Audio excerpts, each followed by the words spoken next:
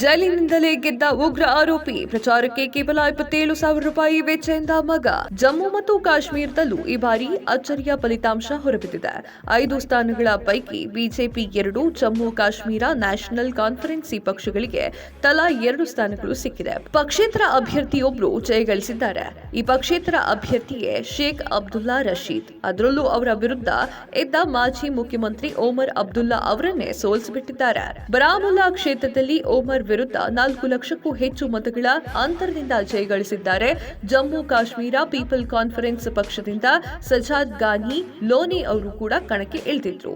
ಅವರು 3ನೇ ಸ್ಥಾನವನ್ನ ಪಡೆದಿದ್ದಾರೆ.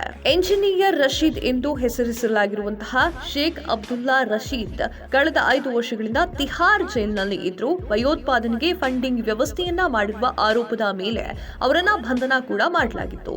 ಅವರು ಜೈಲಿನಲ್ಲಿದ್ರೂ ಕೂಡ ಬಾರಾಮುಲ್ಲಾ ಕ್ಷೇತ್ರದಲ್ಲಿ ಅವರು ಪಕ್ಷೇತರ ಅಭ್ಯರ್ಥಿಯಾಗಿ ಕಣಕ್ಕೆ ಇಳಿದಿದ್ರು.